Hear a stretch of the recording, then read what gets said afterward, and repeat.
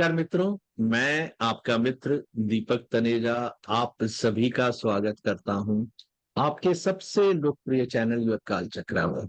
मित्रों, आदरणीय उत्तरा दीदी, आज के एक बहुत ही ज्वलंत प्रश्न जिसमें प्रेम संबंधों से संबंधित विवाह में क्या वो कन्वर्ट होगा या नहीं होगा, प्रेम होने के बाद क्या मेरा विवाह हो पाएगा या नहीं हो पाएगा, ऐसे प्रश्न हमको बहुत लोग करते हैं।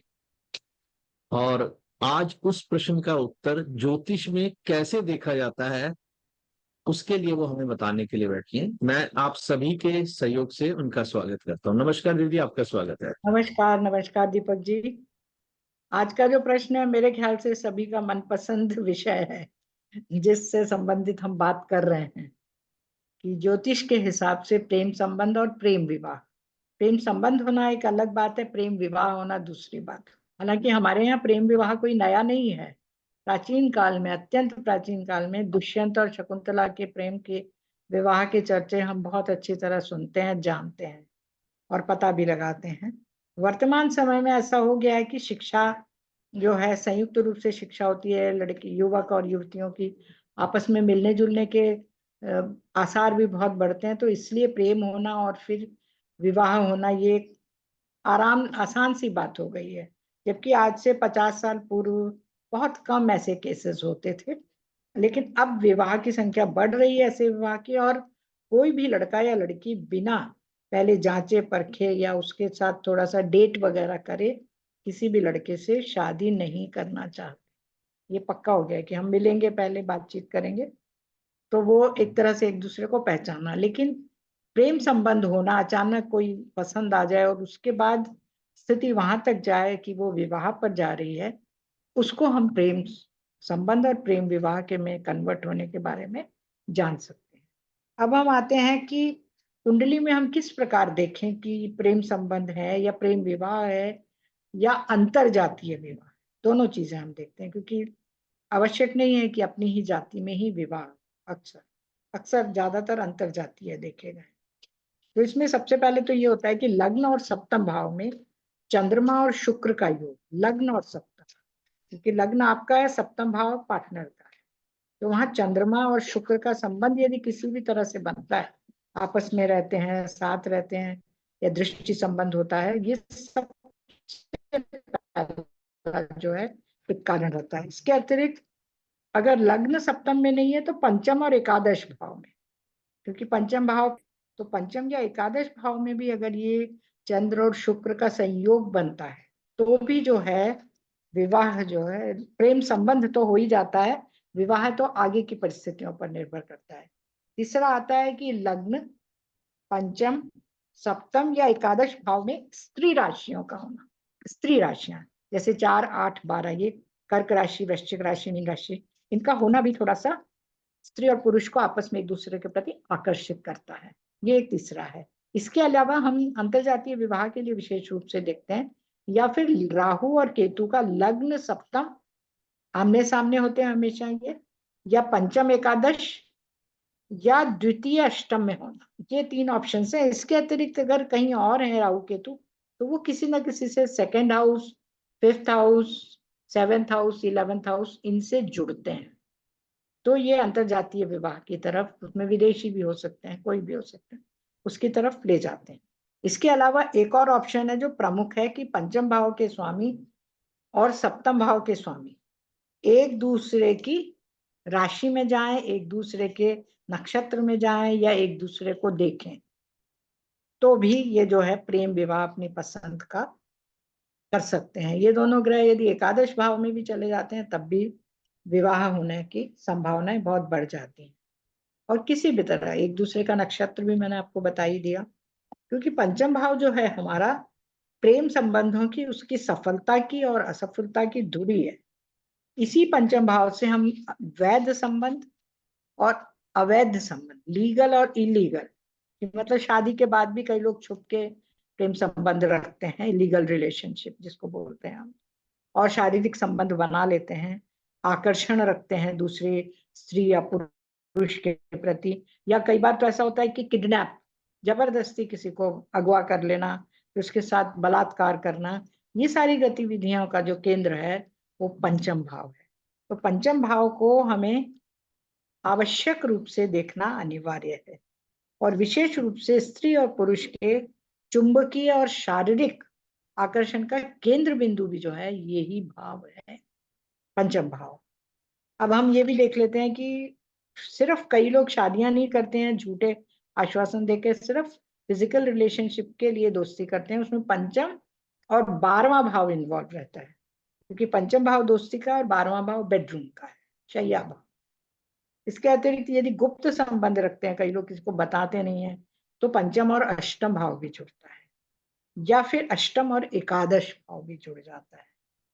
इस तरह से हम देख सकते हैं। और कई बार जो है प्रेम संबंध होते हुए भी समाप्त हो जाता है, तो उसमें छठा और 12वां भाव जुड़ता है फिर मतभेद का, और चौथा या 10वां भी जुड़ता है, क्योंकि चौथा और 10वां ज्यादा इंपॉर्टेंट है लव लाइफ के लिए, क्योंकि चौथा भाव पंचम भाव का नेगेशन है और 10वां भाव एकादश भाव का नेगेशन है। कैरियर में जो आपके अच्छे फल देगा देगा, लेकिन जो आपकी लव लाइफ है उसका वो समाप्त कर देता है। इसके अतिरिक्त प्रेमी के साथ विवाह न होना, ये भी एक ऑप्शन रहता है कि प्रेम तो करते हैं लेकिन शादी नहीं होती। इसके लिए प्रेम करते हुए भी दोनों की जो दशाएं अंतर दशाएं चलती है ना, उस समय वो छठे और 12वें भाव से जुड़ी रहती हैं, या चौथे और 10वें भाव से, मतलब दूसरे भाव, 7वें भाव और 11वें भाव से किसी भी तरह से नहीं जुड़े रहते ग्रह की, तो विवाह होना मुश्किल होता है एक तरह से। और अंतरजातीय विवाह का तो मैंने आप जैसे पहले भी बोल दिया कि दूसरा, 7वां और 11वां भाव तो जुड़े ही सही, और राहु केतु की स्थिति अवश्य देख लें इसमें। राहु केतु ही मुख्य रूप से अंतरजातीय, अंतरराष्ट्रीय किसी भी तरह के जो विवाह होते हैं वो करवाते हैं, जो पंचम भाव से भी जुड़ता है या सेकंड हाउस से भी जुड़ता है। और विवाह के सूचक ग्रह जो रहते हैं उनकी दशा और अंतरदशा में राहु केतु भी किसी न किसी रूप से अवश्य जुड़ते हैं, तो अंतर विवाह संभव होता है। इसका हम उदाहरण हम आज लेंगे, जो लेने वाले हैं। इसके अतिरिक्त यदि कई लोग आजकल लिव इन रिलेशनशिप भी चल रही है, बिना विवाह करे ही साथ साथ साथ रहते हैं, तो उनके पंचम भाव, एकादश भाव और 12वां भाव ऑपरेट होता है।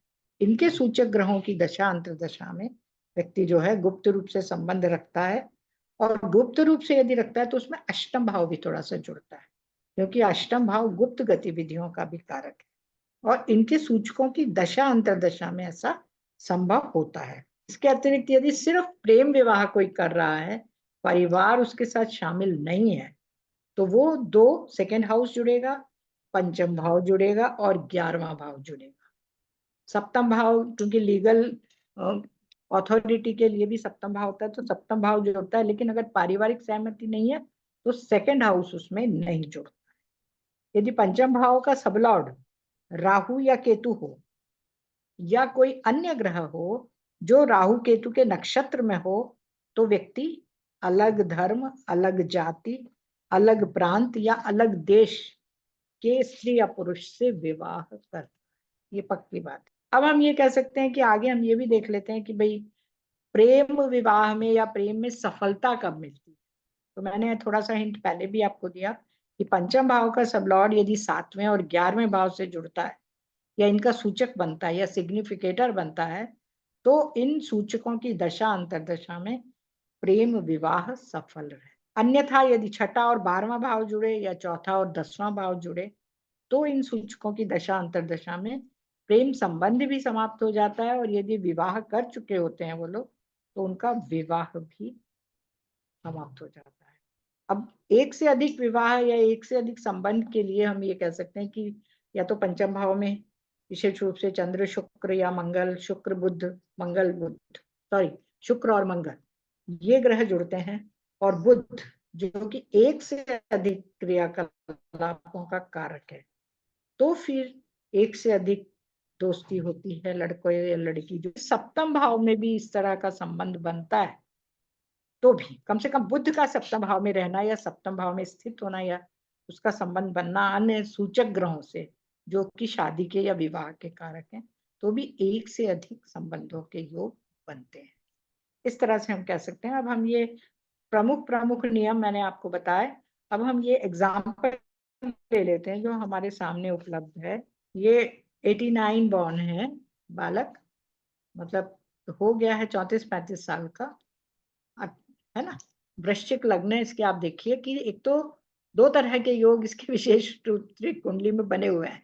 एक तो शनि और चंद्रमा का योग बना हुआ है, जिसको हम विष योग, वैदिक और पुनर्भू योग, इसका संस्कृत में शुद्ध है पुनर्भू योग, मतलब बार बार वो क्रियाकलाप होना, दोबारा दोबारा दोबारा होना। इसके अलावा देखिए राहु चौथे और 10वें भाव में है इसका। राहु कुंभ राशि का है, कुंभ राशि का स्वामी शनि है, और शनि देखिए यहाँ सेकेंड हाउस में बैठा हुआ है चंद्रमा के साथ, तो राहु इसका जुड़ गया है। अब यहाँ देखिए आगे, यहाँ सूर्य और बुध जो हैं वो 7th हाउस में है, और पूरे कस्प की डिग्री 8 डिग्री है लग्न की, और पूरे कस्प पर ही है ये। देखिए बुध भी 8 डिग्री का ही है, 8 डिग्री 43 मिनट, लग्न है 8 डिग्री 25 मिनट, बिल्कुल कस्प को देख रहा है, और सूर्य भी उसके साथ है। ये दोनों की युति है, और शुक्र और गुरु जो हैं, जो कि इसके विवाह के कारक हैं, वो भी वहीं पर हैं, और ये भी दोनों बहुत क्लोज हैं। शुक्र 21 डिग्री का है, और सॉरी गुरु 21 डिग्री का, शुक्र 22 डिग्री का, ये भी बहुत क्लोज है। हमने इसका देखा है कि मैंने इसको, और मंगल इसका अष्टम में, ये मांगलिक भी है एक तरह से, और मंगल की महादशा में ये खूब भयंकर एक्सीडेंट्स वगैरह झेल चुका है। खैर अपना वो अभी विषय नहीं है, लेकिन हमने जो ये देखा कि बुध के कारण, और बुध गुरु, और यहाँ भी है गुरु शुक्र भी है यहाँ, तो पंचम भाव भी जुड़ गया, सेकेंड हाउस भी जुड़ गया, सप्तम द्वादश। तो इस लड़के की भी बहुत लड़कियों से दोस्ती भी हुई है, मतलब 4-5 आप कह सकते हैं, और उनके साथ जब विवाह की बात होती थी तो वो छूट जाता। विवाह किसी ना किसी, कोई भी कारण रहते थे, कभी कोई झूठा, कभी कुछ कभी कुछ, इस तरह से 4-5 लड़कियों से इसकी शादी खत्म हो गई, संबंध भी खत्म हो गए, दोस्ती। उसके बाद इसके पेरेंट्स ने छोड़ ही दिया कि जब इसको मनाएगा तभी ये, हम ये कहेगा तब हम शादी करेंगे, अब हम इसके पीछे नहीं पड़ेंगे। तो अभी इसने थोड़े दिन पहले ही अपने पेरेंट्स को बताया कि मैं 2 साल से एक लड़की से मिल रहा हूँ, इंटरनेशनल है वो, कहीं की बाहर की है, और मेरे को अब उससे शादी करनी है। तो अब उस लड़के से, इस लड़की से इसकी शादी होने जा रही है। अब देखिए इसकी दशा अंतरदशा हम क्या देखते हैं, अब वो निकाल लीजिए आप। देखिए इसकी राहु की महादशा चल रही है। हमने अभी आपको बताया कि राहु या केतु का कुछ ना कुछ कनेक्शन होना चाहिए अंतरजातीय विवाह में, तो इसकी राहु की ही महादशा चल रही है, और राहु में बुध का अंतर चल रहा है। इसी साल इसकी शादी कभी भी हो सकती है, 30 सितंबर 2023, पिछले साल से। ये लड़का उस लड़की को 2 साल से जानता है, इसने अब अपने पेरेंट्स को बताया है कि मैं, अब आप देख लीजिए राहु शनि का एजेंट है, हालांकि राहु मंगल का भी, मंगल का भी वो नक्षत्र में है वो, तो मंगल के भी फल दे रहा है, हाँ ना में झूठा हुआ, और लेकिन शनि का भी एजेंट है, शनि सेकेंड हाउस में बैठा हुआ है, सप्तम भाव का भी सिग्निफिकेटर है, और बुध जो है सप्तम भाव में है, देखिए 11वें भाव से भी जुड़ रहा है, और अगर अपन यहाँ देखें तो ये 5th हाउस का सबलॉर्ड भी है। ये 5th हाउस यहाँ दिख रहा है, ये 5th हाउस का सबलॉर्ड है। तो ये तो पक्का था इसका कि ये लड़का जो है लव मैरिज तो करेगा इसे अपनी पसंद से, जो भी है, और लेकिन एक से अधिक लड़कियों से ये हमेशा, इसके कई बार इसके पेरेंट्स को भी इधर उधर लेके गया था वो, कई बार यहाँ देख लो यहाँ देख लो, लेकिन वो कुछ ना कुछ बात बिगड़ जाती थी। उसके बाद अंत में जो है अब जाके ये फाइनल हुई है, और अंतरराष्ट्रीय विवाह अब ये करने जा रहा है। तो वैसे तो ये कुंडली बहुत ही ज्यादा सिंपल थी, इसमें कुछ है नहीं, लेकिन हमने देखा कि कईयों से दोस्ती के बावजूद, क्योंकि 5th हाउस का सबलॉर्ड मरकरी है, एक से अधिक दोस्ती के कारण बताता है वो सीधे सीधे। तो इस तरह से हम कह सकते हैं कि प्रेम संबंधों में जो हमारे ज्योतिष शास्त्र हैं, जो भी हमारा निकाला है, ज्ञानवर्धन किया है, वो बहुत हद तक सही साबित होता है, क्योंकि उसमें हमें मनोवृत्ति को समझना पड़ता है। चंद्रमा मन का कारक है, शुक्र प्रेम का कारक है, इनके संबंध, और अगर राहु केतु हो जाते हैं तो अंतर जातीय विवाह के कारक वो बन ही जाते हैं। तो इस तरह से अगर उनकी दशा फेवरेबल चलती है तो हम ये कह सकते हैं कि उनका पारिवारिक जीवन सुखद रहेगा। अब जैसे इस लड़के की भी राहु की महादशा के बाद गुरु की महादशा आने वाली है, तो गुरु फेवरेबल है इसका, सप्तम भाव में है, शुक्र के साथ है, सेकेंड हाउस और पंचम भाव का स्वामी है, शुक्र सप्तम और द्वादश का है। तो हम ये कह सकते हैं कि आगे का इसका जीवन जो है सुखद स्थिति में रहेगा। हाँ, राहु में थोड़ा सा, राहु में अभी बुध का अंतर चल रहा है, उसके बाद केतु, शुक्र, शुक्र के अंतर से इसका जो स्थिति है ठीक ठाक हो जाएगी कुल मिलाकर। तो पारिवारिक जीवन हम इसका सुखद कह सकते। बहुत बढ़िया दीदी, बहुत अच्छे से बताया आपने। और मैं आशा करता हूँ कि सभी को ये बहुत लाभप्रद रहेगा और बहुत कुछ सीखने को मिलेगा। आदरणीय उत्तरा दीदी शिक्षा एवं कंसल्टेंसी दोनों सर्विसेज देती हैं। उनका मोबाइल नंबर यहाँ दिया हुआ है, जिस पर कोई कंसल्टेंसी या शिक्षा संबंधित कोई बात करनी है आप उनको डायरेक्टली अप्रोच कर सकते हैं। इसी के साथ आज के लिए बस इतना ही, फिर मिलते हैं एक नए विषय के साथ। नमस्कार, धन्यवाद।